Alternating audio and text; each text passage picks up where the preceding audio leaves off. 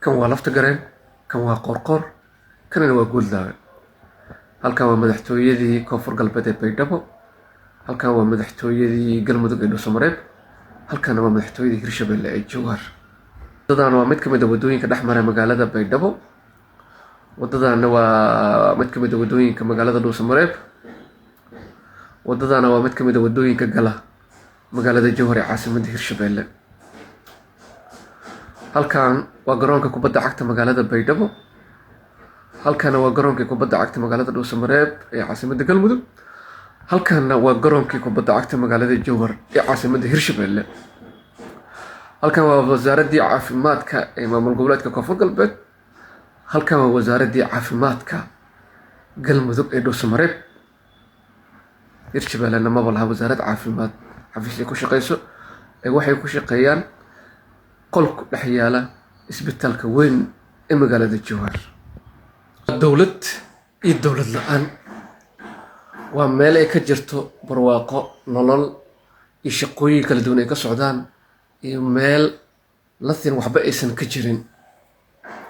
waa meel madax dowladeed ay joogto, iyo meel ay la mid tahay in hogaamiye kooxeedyaal inay ka arimiyaan sidai ay kala yihiin saddexda state oo aad idinka indhihiin aad ku aragteen.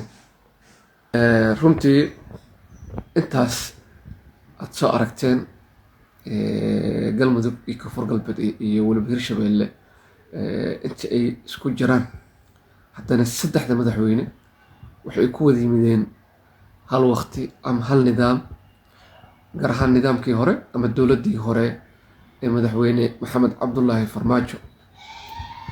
runtii saddexdaas madaxweyne oo halkaas nidaamka wada yimid, saddexdaas heer ayay kala joogaan oo kala duwan. runtii koonfur galbeed markii loo dooray in cabdicasiis xasan maxamed lafta gareen uu tago magaalada baydhabo, runtii waxay u noqotay dad mugdi ku jiro ee kasoo baxa ee iftiin u bilaawda. si lamid ah dhuusamareeb shacabka ku noolne waa kuwa nasiibkooda ku helay axmed cabdikaari qorqor, maadaama sida ay ahayd galmudug iyo sida hadda ay tahay farqi weyn u dhexeeyo.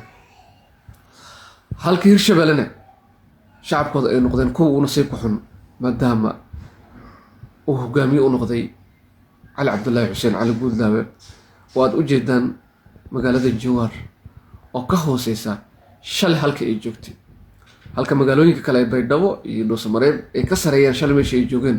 hirshabellena waxay ka hooseysaa meesha shalay ay joogtay.